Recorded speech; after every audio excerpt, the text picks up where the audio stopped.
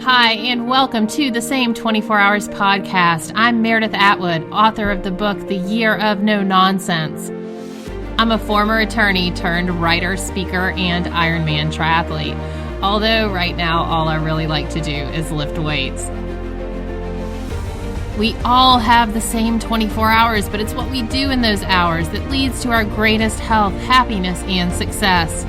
It's my goal to crack the code on a life of less nonsense so we can all make the most of our 24 hours.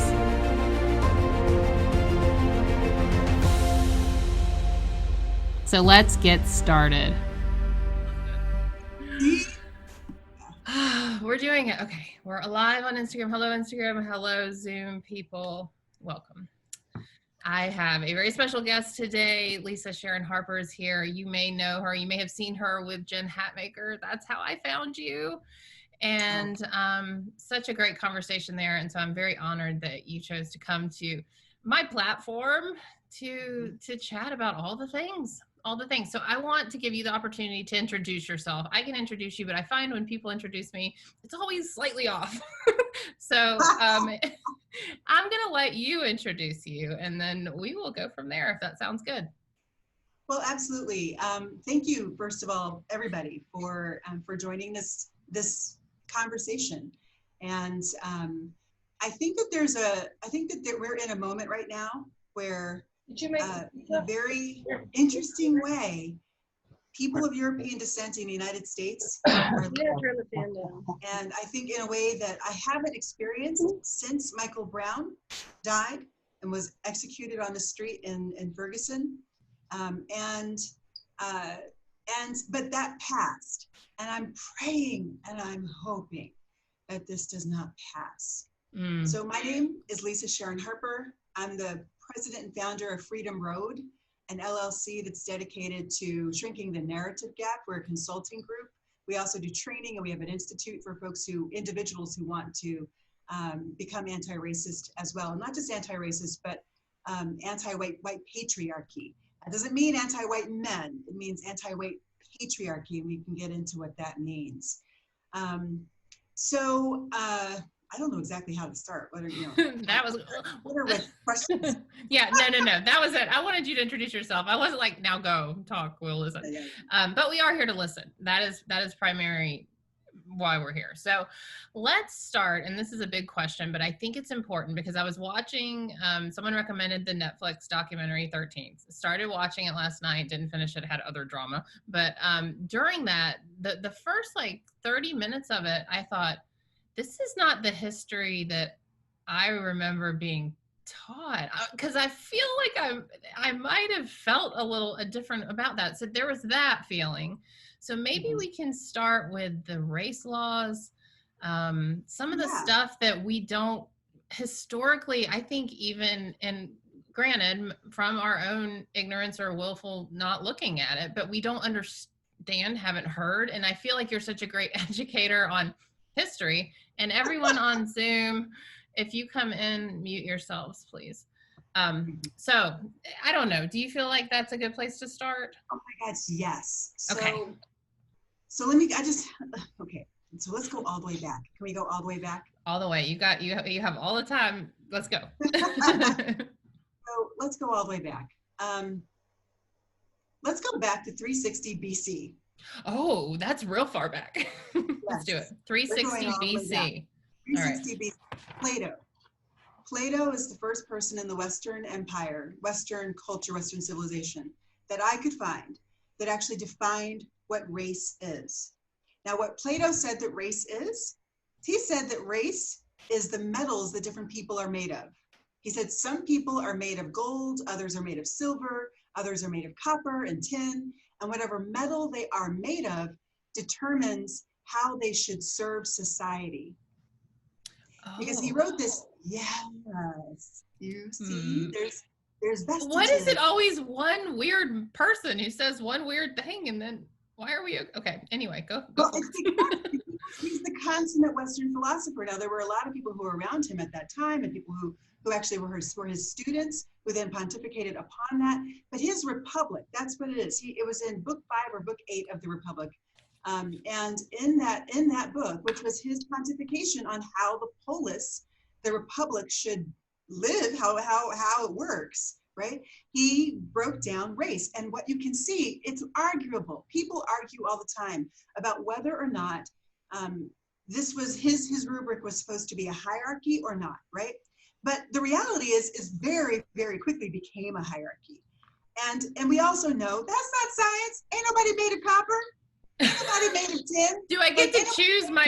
We don't get to choose our metal, clearly. Science, so it's not real. It's somebody's pontification, right? So basically, what you have is somebody who had an idea, put the idea out there, extremely powerful, and then he had students, and his student Aristotle, right, 10 years later in 350 BC, writes On Interpretation. And on interpretation, he's talking about language and how language tells you whether or not somebody's fully human. Hello, right? So he's basically, he doesn't believe the barbarians, which are actually the Northern Europeans, are human. Hello, because their language is kind of like, they actually make fun of it in the Bible. They say bar. That's where we get the word barbarian. Hello. Oh, wow.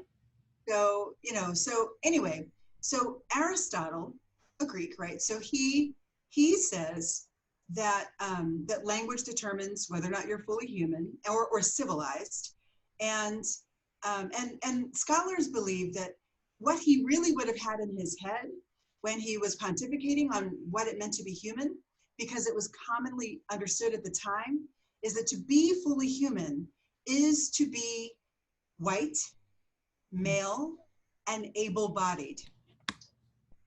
So that's Aristotle. And then you have Socrates, I think, therefore I am, right? So what about all those people who they don't think they're thinking because they can't understand their language?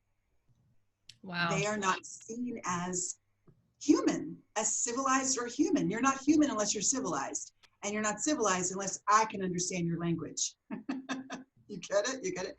So then flash forward to 1454, you get Pope Nicholas V. Pope Nicholas V has an explorer come to him, and that explorer says, yo, Pope, I want to go exploring and I need a blessing. And the Pope says, hey, I'll give you a blessing and I'll do you one better. If you come across land that is not civilized, then you have my authority to claim it for the throne and enslave its people.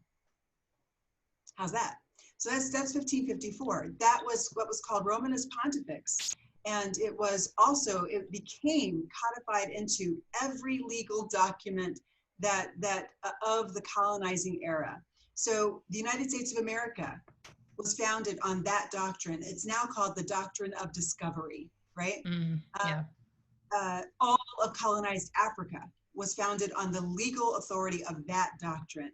All of South Africa, and not South Africa, all of Africa, all of South America was colonized on the legal authority of that doctrine. That doctrine, if you read a really great book by Mark Charles and also Soong-Chan Rah, Dr. Soong-Chan Rah, they wrote a great book called Unsettling Truths that really goes into that history, the history of the doctrine of discovery and how it was used. There were also other doctrines that were used in Australia, for example, the doctrine of terra nullius. In other words, there is nobody on this land, right?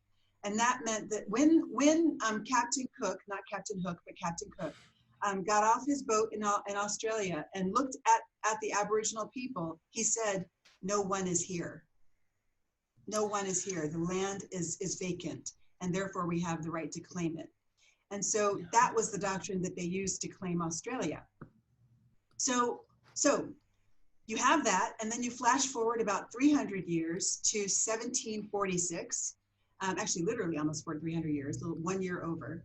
And you get Carl Linnaeus. Linnaeus was a botanist, and he was obviously a scientist. He's the guy who discovered kingdom, phylum, class, order, family, genus, species, right? And so remember that because how great Mr. Williams was in 7th grade science. I was going to say, that's really impressive. I was like, kingdom, phylum, nope, I'm out.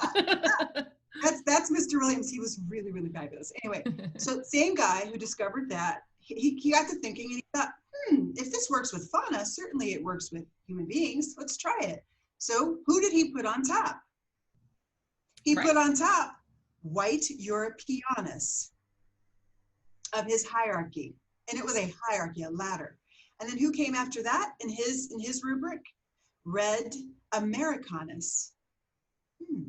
And who came after that? Yellow Asiatus. And who came after that? On the very bottom, Black Africanus.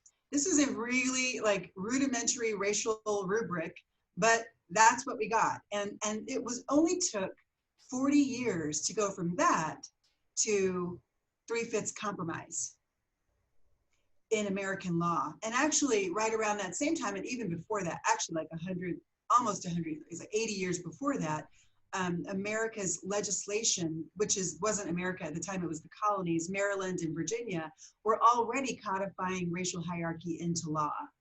And that was based on something else, which we can talk about a little bit later, but I don't want to get off track. So now we have 1787, we have the 3/5 compromise in the very first American Congress. And 3 years later, you get the first census. And on the first census, there's only one race actually on that census, and that is white. Wow. There's only one race is represented on the very first census. White. No one is here. No one, oh, I'm sorry, it's white and slave. So it's white, literally, and slave. So the only other, like, but that slave is not a race, that's a status, right? So, right.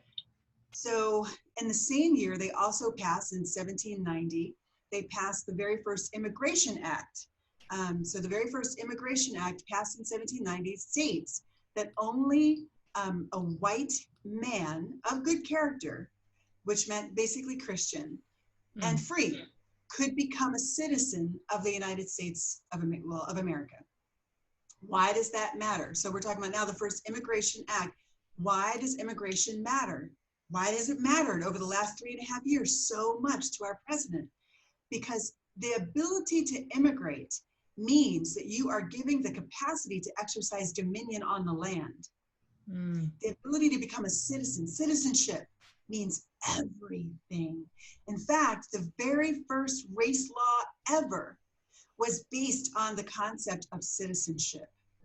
The question of who is a citizen was, and not just race law, but the race, like when it was in the courts in 1656, 1640s, when it was in the courts. I'll tell you the story of Elizabeth Key. So Elizabeth Key was a half white, half black woman who was enslaved by her father. And her father had her baptized and recognized her as his daughter, but still enslaved her. What does that say, right? So she's baptized. Her father is an English citizen. Now, by English common law, you could not enslave another British citizen. You just couldn't do it. They didn't allow that. And you also couldn't enslave a Christian. So here this woman, and citizenship in Britain was defined through the lineage of the father. Right. So her father was a British citizen and she was baptized. So she took her case to court and the courts agreed with her and she was set free on the basis of the fact that her father was white, a British citizen, and she was Christianized. She was baptized. So all of a sudden, after her, all these other cases start to flow, and they said, well, "Wait a minute, my father's a British citizen too. My father, I'm baptized too. Wait a minute, I should be free too." So the courts start freeing this stream of people of African descent who were basically the products of rape, probably most likely, by their white fathers against their enslaved women. And so they have all this labor that is now being set free. So the legislatures changed the law. So in Virginia, they changed the law to be the law. They, instead of using English common law to be the law that defined the slave or free status, they used the Roman law of partus. Partus defined the slave or free status or citizenship status through the lineage of the mother. Oh, geez. Yes. And they did it. They said, this will be in perpetuity. Right. So if your mother or your mother's mother or your mother's mother's mother, going all the way back, was enslaved, then you will be enslaved, and your children and your children's children and your children's children's children, going all the way forward. But if you have a mother that is white, well, then that's a different status. And that's what happened in Maryland. In Maryland, Maryland followed Virginia 2 years later. And I only know this because I did research for my next book, which I'm totally excited about. It's called Fortune, and it traces back 10 generations of my own family, which they were there. They were there at that time in Maryland. They got to Maryland in 1682 and 1687. 1682 was a ship that came from Ireland. In 1687 was a slave ship and coming from Senegal. And the woman, who was actually already married, she had an affair, fell in love with Sambo Game. And Sambo was his actual Senegalese name, and it means second son. Yeah, when I heard that, that literally made me cry, because I thought, oh my God, now I know something about his life, right? So they got together, they had a child, they fell in love, had a child, and I think it was love because there was relationship between Fortune and her father and mother throughout her life, right? So, and her name was Fortune. And so anyway, in Maryland in 1662, when they followed Virginia, the problem they were trying to solve was exactly that. The problem of white women coming from Ireland and England and marrying enslaved Black men. And they were like, we can't have this. And they, of course, were the white patriarchy. We can't have this. So what did? They said, okay, let's follow Virginia, and let's add to it. Let's say if any white woman marries an enslaved Black man, she herself will become enslaved for the duration of her husband's life until her husband dies, and her children will become enslaved in perpetuity. Wow. So they adjusted that law about 10 years later, because they realized that in the 10 years since that, since they had done that, like put past that law in Maryland, all these plantation owners started actually forcing their white indentured servants to marry their Black enslaved men in order to get free labor. Yeah. And it was a Catholic colony, so they were like, we didn't mean to do that, so sorry. So so instead what they did was they put the power to adjudicate whether or not somebody should be enslaved or indentured in the hands of the church. Oh, good. In 1771. Yep.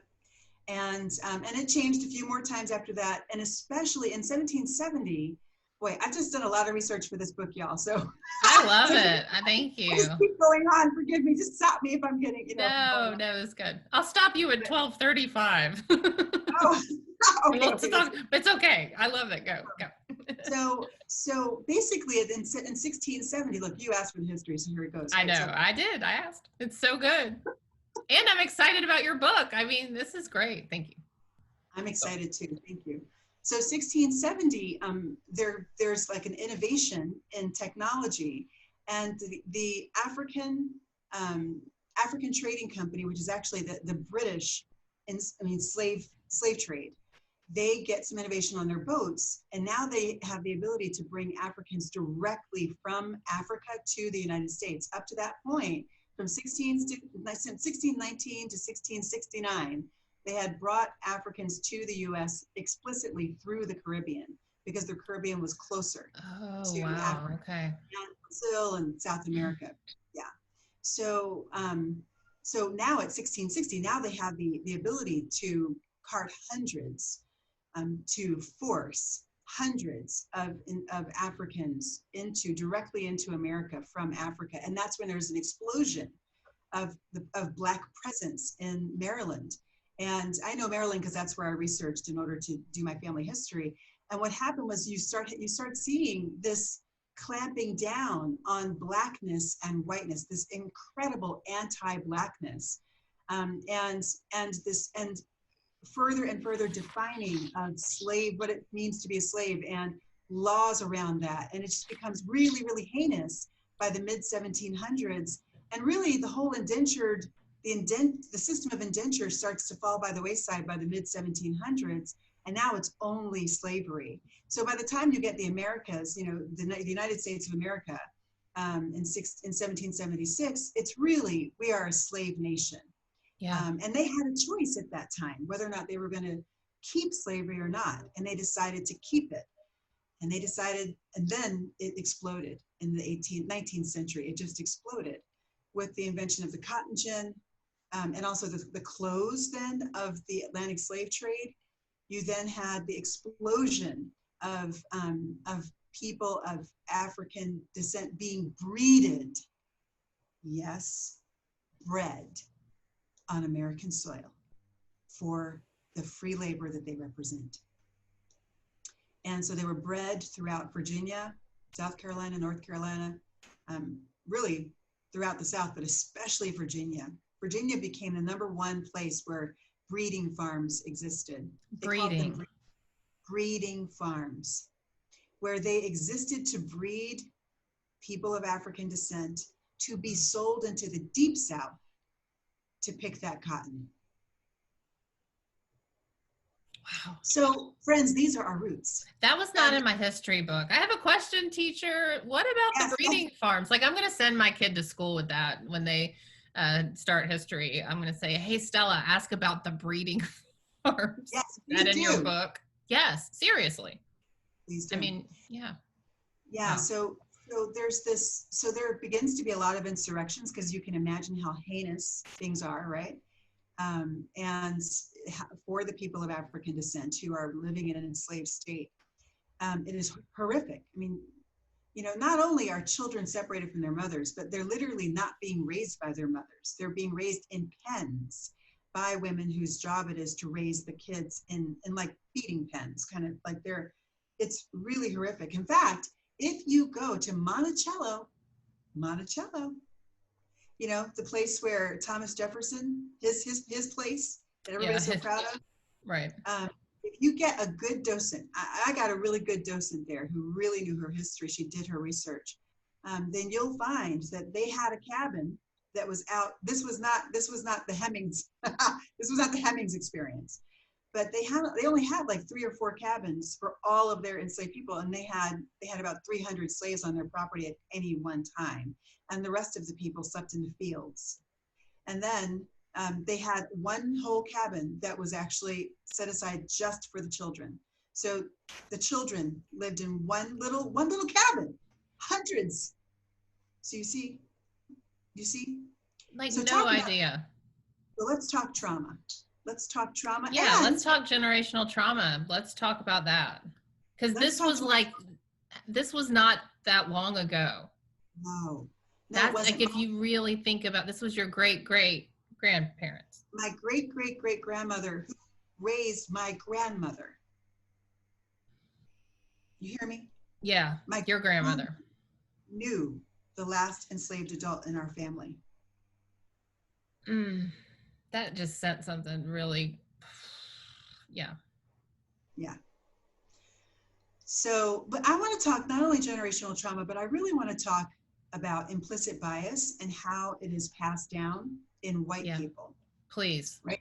Because I think that's actually more important for your audience. So obviously generational trauma exists, and we talk about that in the African, you know, in the community of African descent in America. That's our conversation.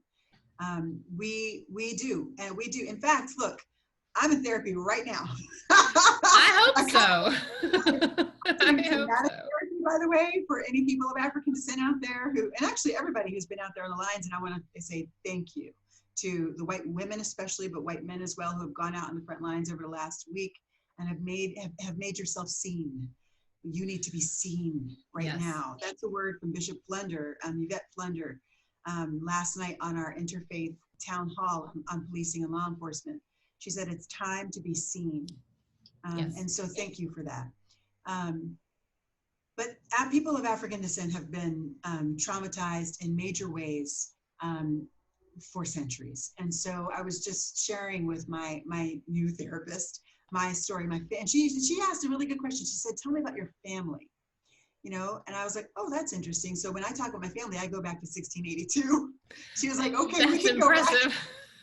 She's like, just kidding. I didn't want that far back, but Yeah, no, she impressive. was like, no, She go all the probably way back. loved it. Yeah. So, and then, when I finished going all the way up through my mom's generation, my grandmother, I mean, she said, it's obvious that what you are experiencing is generational trauma. And the experiences of generational oppression and abuse that stems from that oppression. So we're going to work from there. And it's been really great. So going from there, implicit bias. Now imagine being a person of European descent that you are, most of you. Imagine seeing people of African descent in chains, on work farms, being whipped with overseers over them for 3 centuries, basically, for 256 years. That was how you, literally, that's what you saw when you saw us. Well, let me just say that was exactly the conditions of prisons in Europe. Prisons in Europe were work farms with overseers, whips, and chains. But our only offense was to be born of African descent. There was no offense. There was no illegality. We did nothing to deserve prison.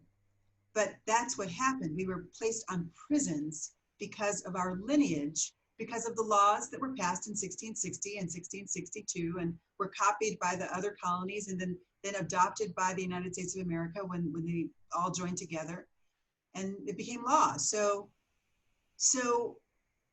now, but imagine that. Imagine the impact of soaking in that image of us for 256 years. And then when we free ourselves through fighting in the Civil War and others, and then lobbying the president, and we are set free, we have 9 years of absolute freedom. We, in an amazing way, families find each other who were sold away from each other. There are major initiatives within the African American community to find each other. There's a really great book called Have You Seen My Mother, or something like that, that you can find on Amazon that documents a lot of these stories. And we elect more than 1,000 elected officials across the United States are of African descent. And then 7 to 9 years after the Civil War.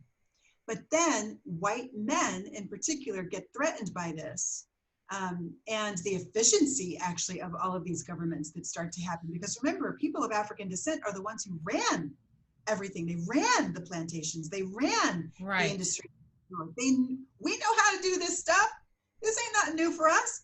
And we invented a lot of it in Africa. Hello. And we can do it better. The very first university in the world was in Africa. The very first library in the world was in Africa. We knew how to do this. So when we led, stuff was good, but white men got threatened by it. And that's where the KKK and Jim Crow and all of that rose up, and it all happened after a compromise to make the South play well with the North in the new Union. The North decided to pull their troops, the Union, out of the South, and that's when Jim Crow erupted. So then you get 90 years of Jim Crow. And with those 90 years of Jim Crow, you get the blocking of law. You get people being strung up. You get people being hanged. You get people being lynched, rather. That's really the word. Now you see 90 years of lynchings. You see 90 years of extrajudicial executions. Again, an image of criminality, an image that comes from Europe, because in Europe they hanged criminals. That's how they did it, right? So what do you then begin to believe about people of African descent? You begin to see them as criminals, as inherently criminal, because that's the message that our minds, I should say because this is something we've all been infected with over the last 300, now 400 years. And now after, Jim Crow, here comes mass incarceration, another way to incarcerate, imprison Black people, control and That's like confine. what, 80s, 85? We're That's talking it's actually, Reagan, the war on drugs. That yes, but the war on drugs started with Nixon. So he's the yeah, one oh who yeah, yeah, he's the one who right. declared the war on drugs. But and I know that you probably need to go pretty soon. So I know if No, you no, want no. to We keep, have no. how much time?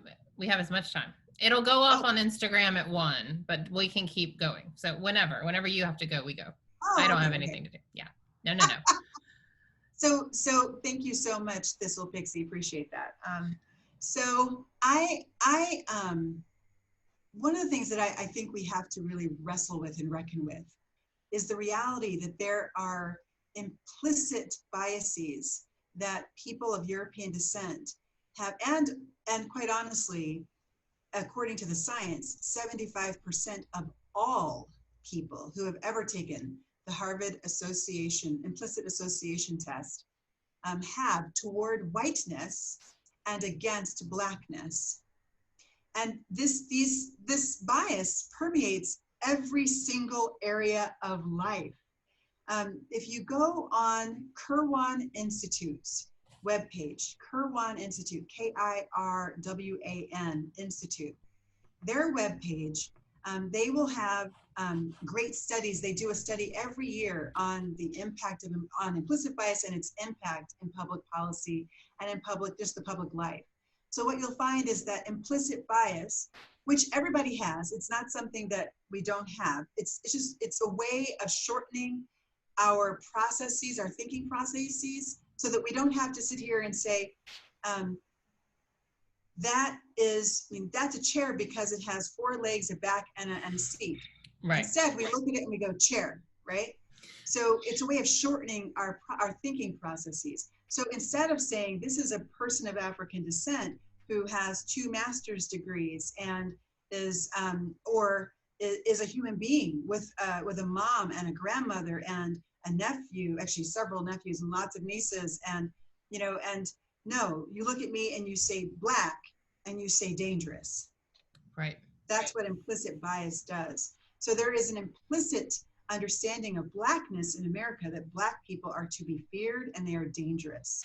And that comes from that history of soaking in images of us as criminals. I mean, being treated as criminals, even though we weren't.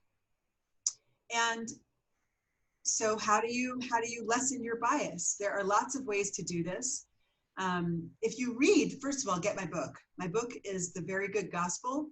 And The Very Good Gospel, you don't have to be Christian to read that book. It was written trying to understand how we got here and what to do about it. And gospel only means good news. That's what it means. So what's the good news? And my experience of my faith is that I come out of an evangelical experience. And my experience was, I was told that the good news is basically that Jesus died for our sins. We get to go to heaven if we believe that. What that understanding of the gospel does is it extricates Jesus from his context and from who he actually was. Jesus was brown. He was politically Black. He was colonized. He died at the hands of white empire that was explicitly white supremacist. That's the context. Yeah. And his entire people, going back to Abram, were brown, indigenous people who had relationship to the land, and relationship to God, and relationship to each other. And they were always under threat or actually being colonized. Always. Even David and Solomon, who wrote books in the Bible, who were kings, they were kings of a dinky kingdom that kept getting sacked. Right. You know, they were never, ever, ever an empire. And the reason I say that is because the project of the United States of America comes out of the project of imperialism in Europe and colonization. It's part of that project. We are an extension of that project. And when the white Europeans threw off British colonization, they then set about the business of colonizing the people of color on this land. And so I actually think the deepest thing that needs to happen is a decolonization of our nation and our minds. Yes, of our minds. Mhm. Yeah. And our hearts. And our And our hearts. hearts. I'm going to stop and let you ask questions now. Oh, I don't even know. So if anyone has any questions, please, if you're on Zoom, you can come on video. Please ask any questions. I think it first, and also if you haven't watched Lisa with Jen Hatmaker, go to Jen Hatmaker or go to your Facebook. Is it on? I think it's on Jen's. Yeah, it's on both of ours, but It's on on mine too. Go to Lisa's. I saw you through Jen, but go to Lisa's Facebook page, like her page, and watch the video, the interview. It was very good. It talks a lot about the white fragility and how white women have used this fragility to our advantage, and it's very powerful. I don't want to repeat that here. I want to give additional information, so go watch that. But one of the things that I think is so powerful, I'm going to get your book, but I'm starting my education with Me and White Supremacy, and that the idea in the book about white supremacy being, because white people are like, well, I'm not a racist, I'm not a white supremacist, and the thing that people aren't understanding is it's not that, it's the system, which you just so aptly described, like the history of the system, where we are not, as white people, the system is functioning, it's doing exactly what it was intended to do 400 years ago, which is to quiet these voices and to silence the stories and the truth. Like, we're all sitting here going, are you kidding me? There were breeding farms. We're not supposed to know about that. And so where we as white people have to stand up is go, I did not know that, but now that I do, I'm really mad, and I am going to open my eyes and I am going to do the work behind this. And that's what I'm doing. And I'm ashamed. I spent time in shame, and as I should. No. Okay, no, well, we can talk about that. Richie, it's not about shame. This is not about shame. Don't be shameful. You are a victim of the system that we have. The system withheld information from you. Don't be ashamed. Be fucking mad. Yeah, be enraged. I am. Be enraged because you were duped. You were duped in order to keep you silent so that the system could actually remain as it is. Don't be ashamed. You don't have anything to be ashamed of. Be enraged. I am. I'm real mad. And you know what I'm even madder about, and this is meant to be a joke. So, but the fact that I quit being a lawyer like 4 years ago, and now I'm like, oh damn, I'm gonna have to dust off that law degree now, aren't I? Because I'm sitting here going, I have skills, and damn it, I'm gonna have to go put those legal skills to work. But that's what I'm feeling called to do. So I'm educating myself. But yes, I am mad, and thank you for saying, like, don't be shameful, be mad, because I think that's a better bridge. Because Dr. Maya Angelou said, when you know better, you do better. But my question is, why didn't I know better? Like, that's where the bridge. Well, let me just say, Meredith, you didn't know better because the information was hidden from you. I mean, do you realize that the majority of textbooks in the United States come from one state? They come from Texas. Right? Of all the places. The majority of textbooks. Sorry, somebody tried calling me. I know, that's the worst. Don't call me. Can't you tell I'm on Instagram? I know, right? Get on Instagram. Great. So the majority of textbooks come from Texas. Now, I had my eyes open. I do pilgrimages all the time, and it's part of my work. It's part of how I know all this stuff, is because I've taken the time to go stand on the land where stuff happened and talk to the people it happened to, right? Or to their descendants, or to people who are experts in it from the community, right? So one of the pilgrimages that I did last year was a pilgrimage through the story of immigration and exploitation, the history of that on US soil. And it starts with slavery, right? So it starts with the importation of labor in order to uphold white flourishing. That's bottom line. Right? Yeah. So that's what enslavement was all about. The slave trade was all about upholding white flourishing. And so, and what they did was they exploited our labor to do that, just like they exploited the land. So we went from the Whitney plantation, which is down in New Orleans, to Sugar Land, which is a little town, actually not a little town, it's a little city right outside of Houston. Texas. And that was one of the locations of one of those work farms that I talked to you about this, in the era of peonage and Jim Crow and convict leasing. And the thing about those work farms that I'll just say, because it does connect to that I'm going to talk about later, is that after enslavement, when they set up those work farms, they set them up in a way, they set them up by lowering the bar of criminality and focusing policing on people of African descent to fill the same plantations that were just set free with new free labor, because the 13th Amendment left that loophole that slavery is outlawed except in the case of imprisonment. When I saw that, I swear that when my reading of the 13th Amendment, and it's probably not true, but I'm like, I don't feel like that was in my textbook. I feel like it didn't say that. I feel like they left out except for crime. I really That's do, right. But maybe it's just my bias. And no, let me say, it's not except for crime. I want to get this straight. It's not except for crime. It's except for imprisonment. Imprisonment. Yeah, imprisonment, and the reason why that's important is because most of these people didn't commit any crimes. Right. They lowered the bar so low that they made it a criminal act to sit on a park bench for too long. Like literally. It was called vagrancy. They called that vagrancy. And they would arrest. So if a Black man sat on a park, or a boy, or an old man, sat on a park bench for too long, he would be snatched from that park bench, no trial at all, and put into a work farm. That's where you see those pictures of the Black men on a chain gang. You hear this, and they're like, yes. That's what that was. For sitting on a park bench. They were, or they looked at a white man in the eye. Right. Or they, yes. And remind us how soon ago this was?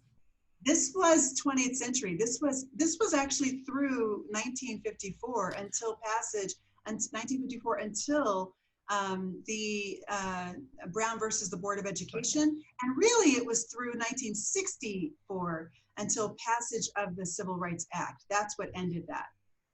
This was yesterday, you guys. Yeah, literally. It was my mom's lifetime.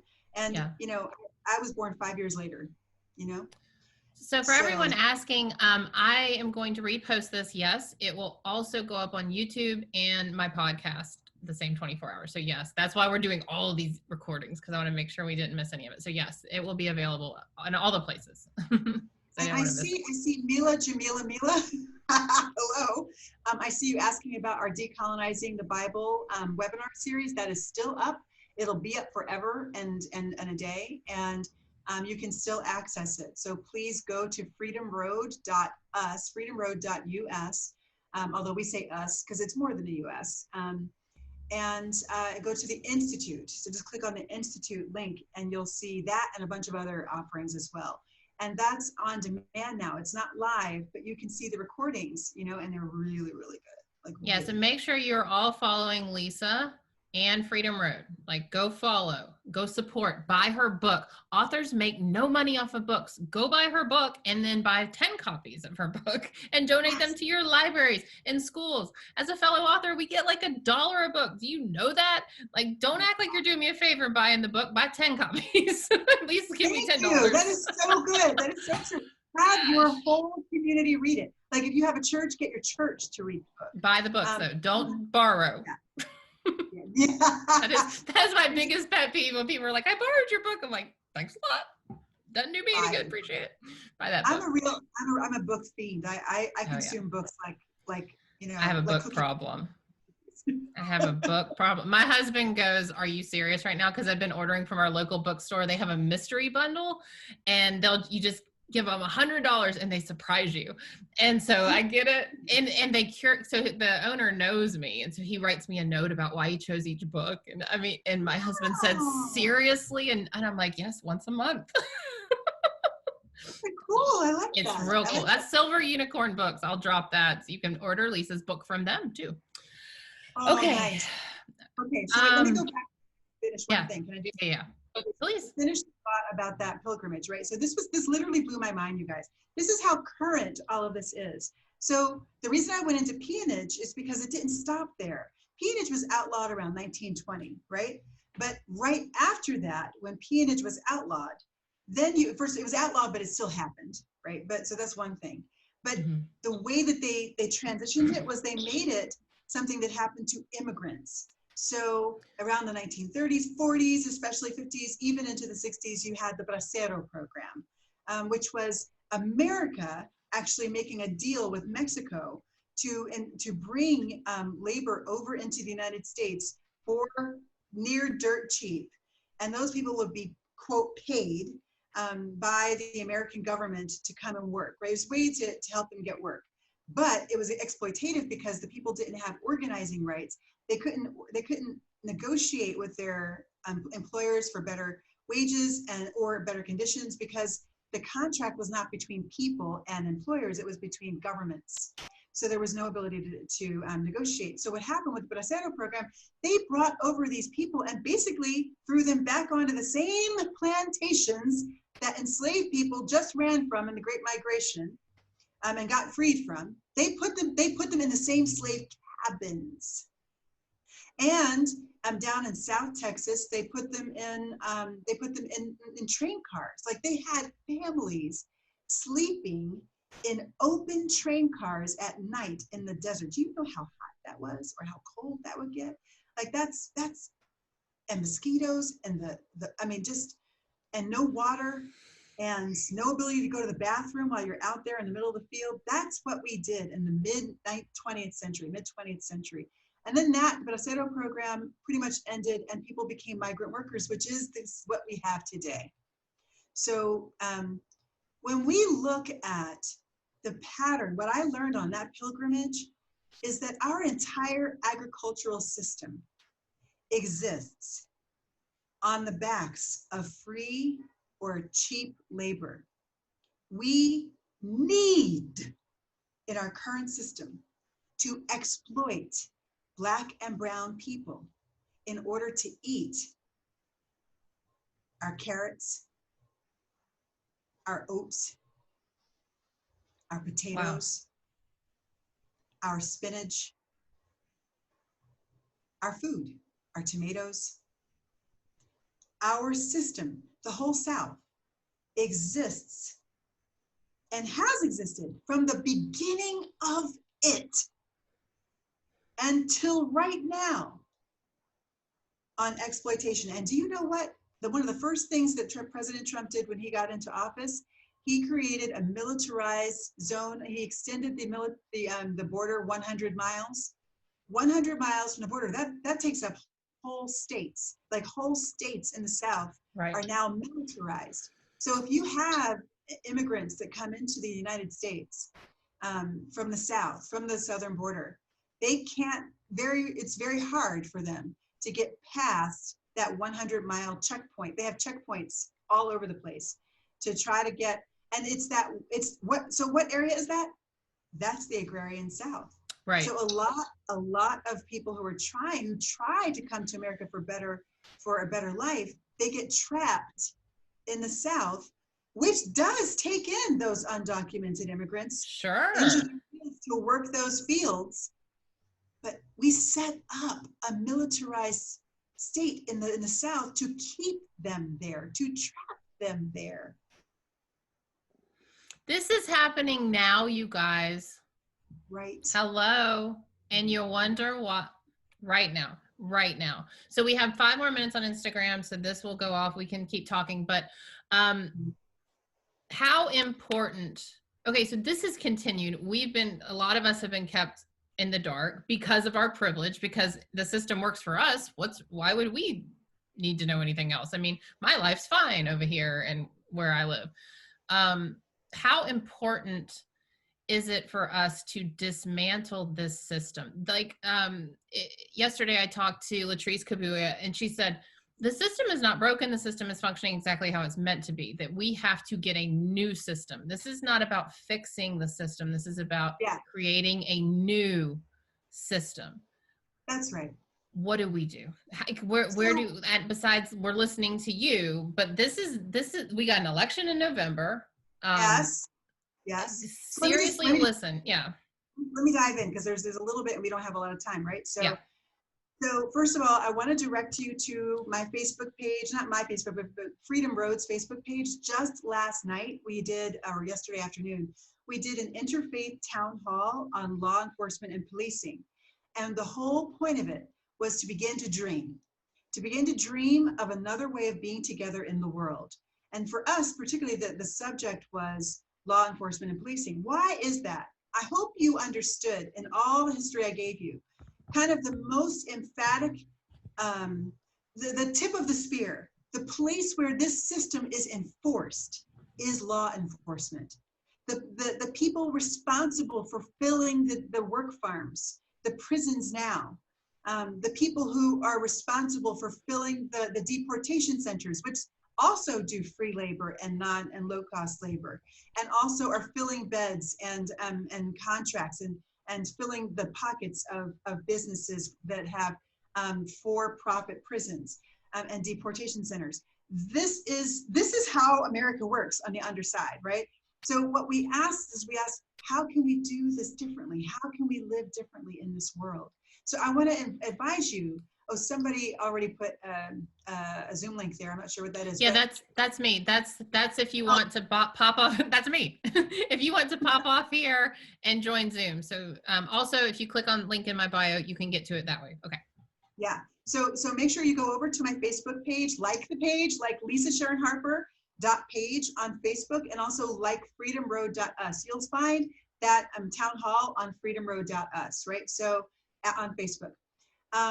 Do that. Also follow here on Instagram and follow Lisa S. Harper on Twitter as well. That, we'll keep the conversation going there. But just know this, that how do we do this? We give ourselves permission to dream again. Oh, and for people of European descent, you have to understand the seed determines the fruit. You will absolutely never get an apple from an orange seed. You will never get a watermelon from a cantaloupe seed. It's just not going to happen. We planted the seed of human hierarchy in 1619. We planted the seed of the police with the slave patrols that patrolled back in the 1840s and 50s, in the midst of all those attempted insurrections and escapes. You're not going to get anything different than a slave patrol from the United States of American Police right now, because that's the seed. It's a slave patrol. So we need to plant new seed. That's it. We need to figure out what is that new seed, and there are people talking about that. And I want to advise that you follow Black voices, that you follow, listen, because this conversation has been happening for a long time. We weren't listening. Yeah, it's all there. You guys, you know what we need to do, and now we need to listen. You've done the work. I mean, we just have to absorb the work and follow it. And so, okay, I'm going to end Instagram, pop over to live, go to my bio. If you can't find the link, it's in there. And go follow Lisa. And thank you all for joining here. Okay. Okay. Bye-bye. All right. We are on Zoom now. We're talking about the seed. We got to plant a new seed. And then I think we had to pop off. So yeah. So let's talk new seed. New seeds. So one of the things that I think we need to ask is what is at the heart of the problem? I think at the heart of the problem, well, there's a couple of ways you can cut this, right? Theologically, I don't know, is your audience a faith-based audience, by the way? No, I mean, there's a lot of them because I'm from the South, but I would say not faith-based. I use too many bad words to call myself completely faith-based. And I'm faith-based, and I just said the F word. And I can't even believe I did that. But it was fucking important. That's fabulous. That's fabulous. Yes. So, I mean, look, and also, if it warrants it, if there's no better way to put it, then say it, right? So, yes. So here's the thing: is that when I look at this, I am a Christian, right? And I am actually, everything for me is shaped by my understanding of the world in a theological way, and then also it's sociological, mental, all the rest. the thing that has struck me the most as somebody who is a follower of Jesus and scripture is that on a theological level, we learn on the very first page of the whole Bible that every single person in the whole world was created in the image of God. That we have inherent dignity. Every last person on earth has inherent dignity. And what that means in the scripture is that these people, every single person, is called by God to exercise dominion in the world, to exercise agency, to exercise stewardship of the world. And what that requires is it requires the ability to do that, access to the ability to make decisions that impact the world. And you can see through that history that we laid out that there's been a claiming of the right to dominion by people of European descent. Right? So they claimed that. That is the colonization project. The colonizing project is the fundamental belief is that we are the ones who God has ordained to rule the world. And we are the civilized ones. And we're doing everybody else a favor by civilizing them to make them like us. That's the colonial project. That's what it is. And so we have fashioned the world according to human hierarchies that are nowhere to be found in God's mind, in the divine mind, in the mind that created every single human being.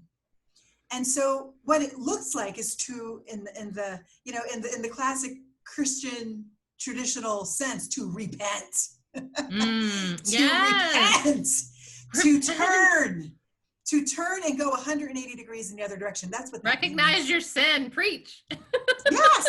It is sin. That's what it is. That's all it really is. It's folks have been sinning. But the thing is, if you have a lot of power and you sin, then that means you have the ability to oppress, not just hurt somebody, but to oppress.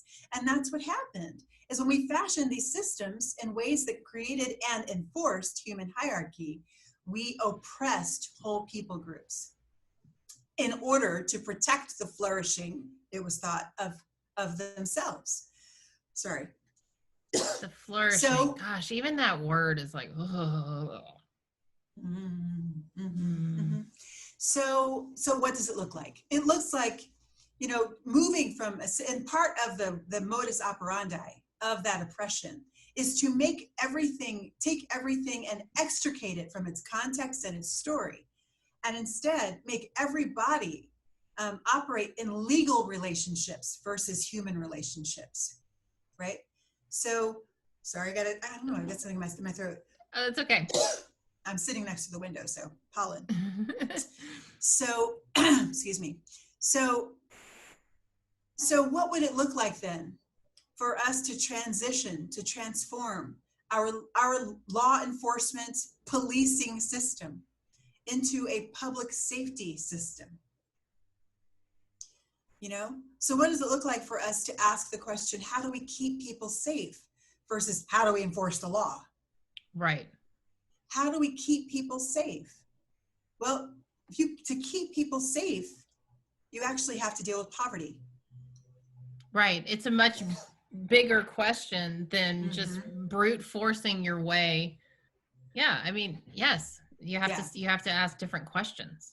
Yes, exactly. And not how to keep white people safe. Like, I think that's, people are like, oh yeah, well, we're doing that. We're keeping people. No, you're keeping white people safe. It's not, how do we keep all humans safe? How do we keep everyone's? How do we have a safer world and country?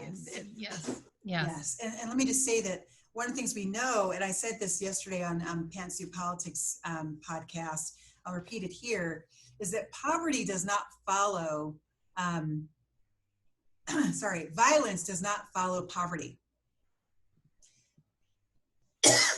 Violence follows inequity. Right. Right. Yeah. Exactly. Because why? And the follow-up question to that is, can we stop for 1 second and ask, why does violence follow inequity? Think about it for a second.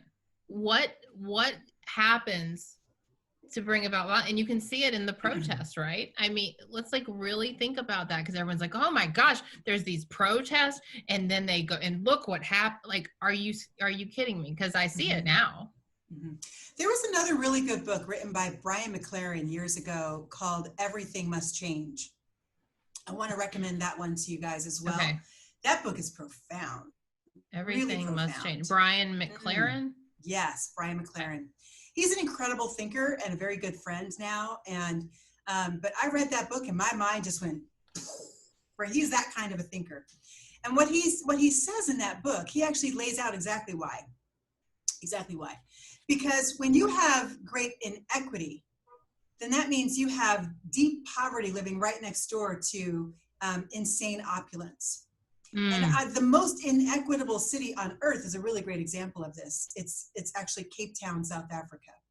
Right. The most inequitable city on earth is Cape Town, South Africa. And you can see it, right? Like if you drive out by near the airport and keep going, that's where you get to the colored township, and then further out is the black townships.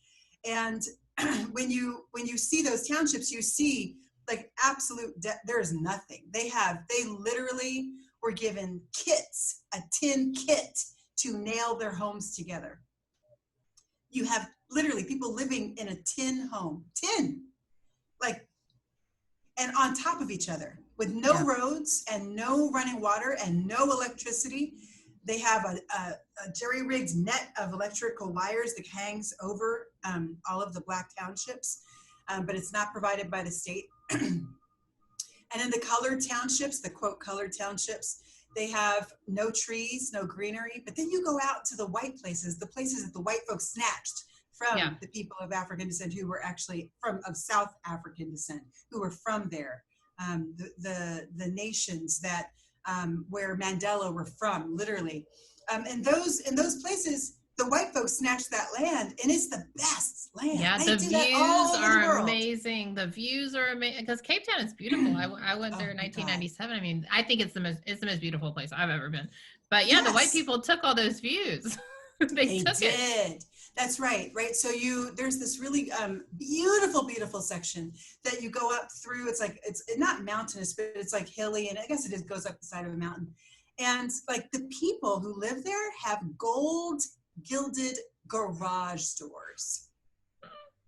Gold, actual But that's because they're made of gold, right? Isn't that what Cato said? Yeah, right. Yeah. Right. Yeah. Exactly. Plato's all about. Those are the people. So what you have there is you have great violence because of this amazing inequity. So every single person who is middle class and above, but most people, you're either really well off or you're not, basically in South Africa. Anybody who has their own home and isn't in one of those plantations, provinces, the townships, they all have razor wire around each individual home, right? So we only see that for prisons here in the U.S. Yeah, right. We don't who's in prison there? They are imprisoning themselves, right? But the only reason they have that level of violence is because they have that level of inequity. Right. And the reason for the violence is because you have the destitute looking at, they can see the injustice. They can see what should be theirs in the hands of those who snatched it. So violence stems from that. So if you have a society, let's say we're going to dream, what would it look like then for us to address violence by lowering inequity, by shrinking it, by shrinking that gap, by actually increasing the middle class? What would it look like for us to actually ensure that every single person has access to healthcare? Because healthcare is the number one reason why people go in America, why they go into poverty, why they drop into poverty, because they have some life crisis event that throws them into poverty in health, and they get that big health bill. What would it look like for us to have schools that actually do have good books and good teachers, trained teachers, not emergency credentialed teachers 24/7 year round, which is what you get in impoverished neighborhoods? what would it like for us to have schools that have books at all? Because in those impoverished neighborhoods, they literally don't have books. Like let alone a actual laptop for books. every kid like we have. I mean, that's Yes, done in every white community. Let's go there. Yes, let's update this. It's not just about books, it's about laptops. It's And about internet computer that is centers. available at home, that is funded.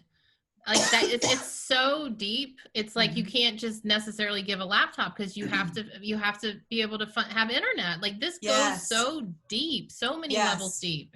Yeah, and I tell you what, it's not just white black, right? Because Right. what it really is, because when you ask the question, who really benefited from the system, right? Who really were the benefactors of the system? It was the landowners in the South, in the plantation South. It was after the Civil War, it was those who transitioned from being landowners to being the big moguls, the business owners, right? So, and the people who actually then built the banks, and that the rich are the ones who actually benefited. And they duped all the other white people by creating this hard white patriarchy that basically said, if you're, excuse me, oh my God. Pollen, man, woo. Oh, I know, it jumps right in your throat too. Wow, it does. Oh, I know. I'm hear you. And you've got to go in a minute, by the way. I do. I'm keeping track of your time. Thank you for doing that, because I won't. So anyway, let me just say that it takes us dreaming of another way to be together in the world. It takes us transitioning from being legally bound, not just legally bound, but thinking of the way we interact in the world according to what is legal or not. Right. Rather asking the question of how can our laws uphold and policies uphold the flourishing of all images of God within our jurisdiction and beyond. Right. Not whether it's legal or not, but are our laws just? Are our laws promoting equality? That is the question. Yeah. Yes, exactly. Which is why I'm going to have to use my law degree, Lisa. I don't want Yes, it is. It is. And you're going to need to have a conversation with Brian Stevenson. Right? I was going to ask you if you would connect. Yeah. Connect to anyone that you would love to, have come talk, because this is what I'm here. This is my only use right now. Is I have this. Come. Yeah. Join. Well, yes. I mean, I really do. I recommend calling them. Just call them up. Okay. Call up EJI, Equal Justice Initiative, and ask to talk. Oh, EJI as in the movie. Yes, as in Just Mercy. As in Just Mercy. I can call him. He would. You can call like, them. You can call them. Like, I don't know if you get him, but you can call them. But I mean, it's hard to get him now. See, this is what I'm scared of, Lisa. But this is also why I told my husband. I said, I do this because when I show up and I tell people I'm showing up, I show up. And I know that I'm not going to sit here in 2 weeks and be like, well, that was good. I did the good person white thing. No, because and so for me to call, and then who knows? Who knows he's what still will in happen Alabama. He is. He's still there in Montgomery. I can't go to Alabama. I made it back. I made it to New England. I got out of Georgia. Don't send me back down south. Gosh, that is so wow. Okay, so I thought I listened. I heard it. Yeah, born and bred in very segregated Savannah, and spent my adult life in Atlanta. Wow. Yeah. Well, sister, you know what we're talking about, because your heritage goes right back to that place, right? Goes right back. And so I want to say that we are not defined by our past. We are defined by how we respond to our past and move forward. And for all of the people of European descent who are on this call, I think your very first thing that you need to do is you need to renounce this status of whiteness. Now, it doesn't mean that you blind yourself to the I don't even like to say the word privilege, because that actually dumbs down the oppression. You need to understand the reality that you have been lifted up and your flourishing has been protected because you have the status of whiteness just by birth, right? Right. And that is because in America, they took the system of the nobles and the serfs from Europe and they transplanted it here, and the serfs become people of color, and the nobles become anybody who is named white. And that's why all the way through the 19th century into halfway through the 20th century, you had immigrants coming to America from all over the world fighting their way all the way up to the Supreme Court to try to be listed as white, because white meant human in America. Right. So I think that the very first thing that you need to do as people of European descent in America is to begin to use the words people of European descent, not white. Because if you are claiming whiteness, that means you are claiming human hierarchy. Wow. Don't claim that. Don't claim that. Instead, claim who you actually are. So do your DNA. There is no excuse anymore. Find out who your actual people are. And find out your family's history. That's what I did. I went back. I was able to, and look, you really don't have any excuse, because as white people, you are very well documented. You are very well That's documented. why I'm like, I don't want to know. No, and that's the problem. That's the problem. That's the problem. You cannot, look, you were duped because they hid this from you. Don't continue to dupe yourself. Don't continue to hide information from yourself. Yeah. We all depend on you knowing. So get to knowing. Get to knowing who you actually are. What is your family's actual story? How did they actually get here? Yeah. If they were from Georgia, if they were brought in Georgia, I would be willing to bet hard cash that they were either, if they came in the 19th century or the 18th century, I'd be willing to bet hard cash that they either came as a convict from England, because Georgia was a convict state. It was a prison state set up by England. And then you have to understand that once they were set free, those people became the landowners. They then did what was done to them to the people of African descent. Right? So you got to understand your story. You got to know your story so that you can then begin to repent in this generation. So that you can be part of the repair of what race broke in the world now. Okay, so I see a question and then I'm going to go. Lisa, question for you. If we should say people of European descent for white people, hold on. Wait, lots of questions are flowing right now. Hold on one second. Okay, one more question for Lisa and then she's got to go. I got to send her off. Yeah. Okay, for white people, do we also need to refer to my Black friends as African Americans? I would say ask your Black friend how they want to be referred to, because honestly, it's different all the way around. If you refer to me, I am a person of African descent. Okay? I also have a lot of other stuff in me, but if you look at me, my mom says, if you look at our DNA, our little pie chart, it's a map of the slave trade. That's what that is. Wow. I, in my body, hold a map of the slave trade. That's what my DNA tells the world, is where we were all over. And it's not just, obviously, it's not just Africa. It's Portugal. It is Holland. It is a lot of English. I'm literally like, I think it's 36% European and 25% of everything is English, right? So, but I ain't gonna claim that, because that's not how anybody has ever treated me. I'm a person of African descent. And I've done my African ancestry DNA, and I know that on my mom's side, which is what I can trace as a woman, my ancestry goes back to Nigeria. So I am a Nigerian woman of African descent. That's beautiful. Or rather, I should say, I'm a woman of Nigerian descent. And the two people groups that I come from are the Hausa people and the Yoruba people. So when you're looking at me, that's who you're looking at. And Thank the you. Hausa people. That's super helpful. Love it. Oh, hello. Shaw Jackson. I was like, what just happened? But it's true.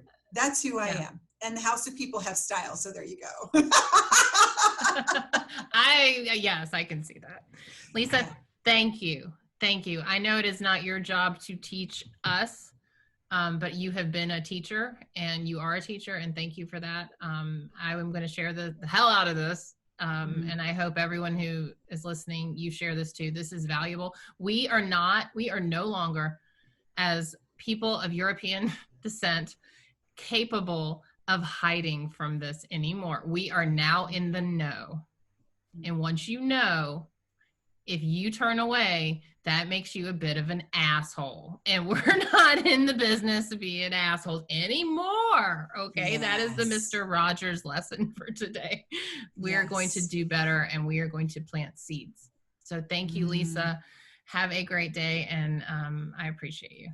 All right. Thank Bye, you so everyone. much, Meredith. God bless you guys. Thank you.